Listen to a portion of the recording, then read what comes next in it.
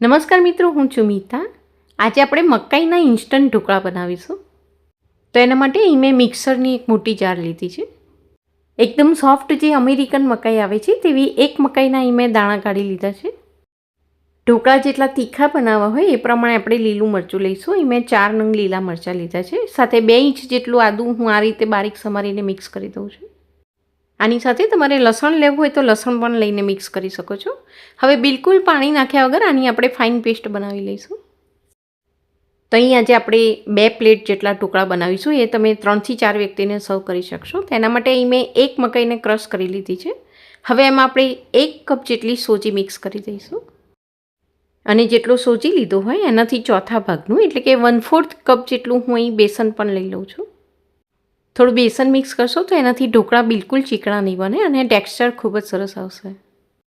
અને અડધા કપથી થોડું વધારે લગભગ 1/4 કપ જેટલું હું અહીં ફ્રેશ દહીં મિક્સ કરી દઉં છું. પાણી મિક્સ નથી કરવાનું. મિક્સરને ફરી એકવાર આપણે ચલાવી લઈશું. આ રીતે મિક્સરમાં બધું સરસ રીતે મિક્સ થઈ જશે. તમારે હાથથી ખીરાને બહુ હલાવવું નહીં પડે.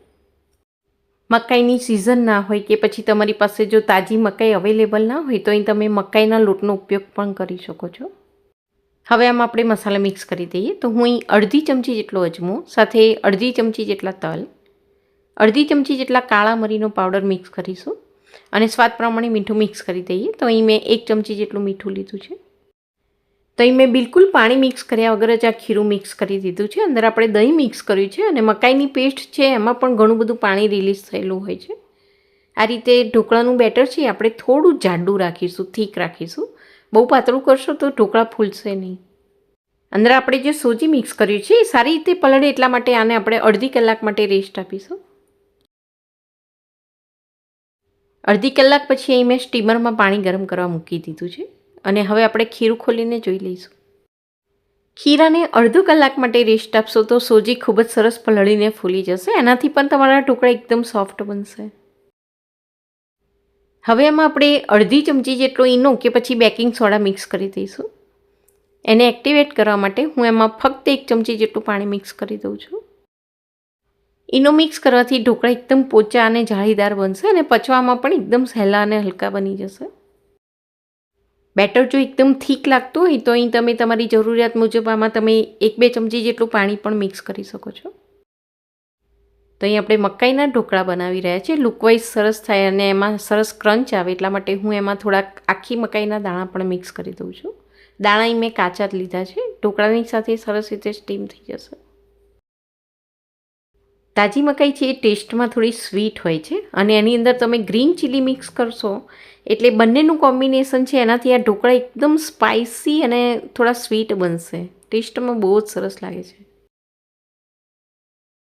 આપણે જે ખીરું બનાવ્યું એમાંથી 2 પ્લેટ જેટલા ઢોકળા તૈયાર થશે.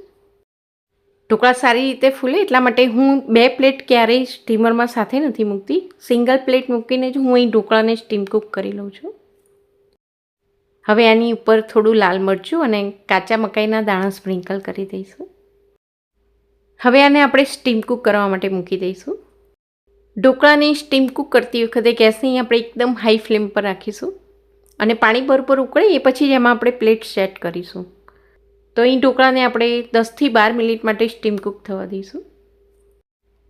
હવે આપણે ઢોકળાને ચેક કરીશું. જો કાચા હશે તો નાઇફમાં સ્ટીક થઈ જશે, તો તમારે 2-3 મિનિટ વધારે આપી દેવાની.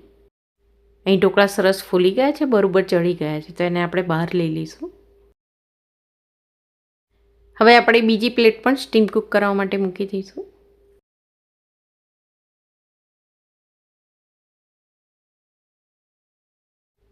હવે સ્ટીમરમાંથી પ્લેટ કાઢીએ ત્યારે ઢોકળા એકદમ ગરમ ગરમ જ હશે. તો એની પર આ રીતે આપણે 1 ચમચી જેટલું તેલ એપ્લાય કરી દઈશું. ઢોકળા એકદમ ગરમ ગરમ હશે ને તમે તેલ એપ્લાય કરશો એટલે એ તેલ એબ્સોર્બ કરી લેશે, એની ડ્રાયનેસ જતી રહેશે ને ખૂબ જ સરસ ચમક પણ આવી જશે.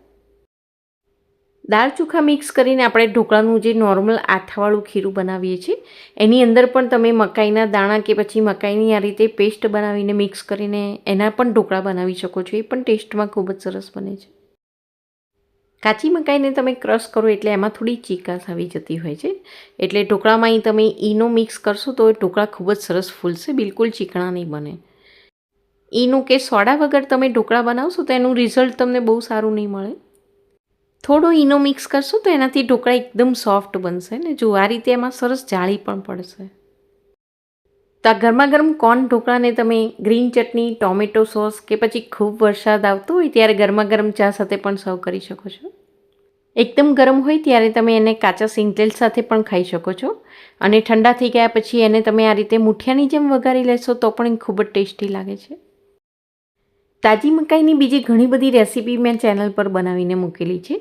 એની લિંક પણ હું તમને નીચે ડિસ્ક્રિપ્શન બોક્સમાં આપી દઉં છું. મોન્સૂનમાં તાજી મકાઈ ખૂબ જ સરસ મળતી હોય છે તો આ બધી રેસીપી તમે જરૂરથી ટ્રાય કરજો. Thank you for watching.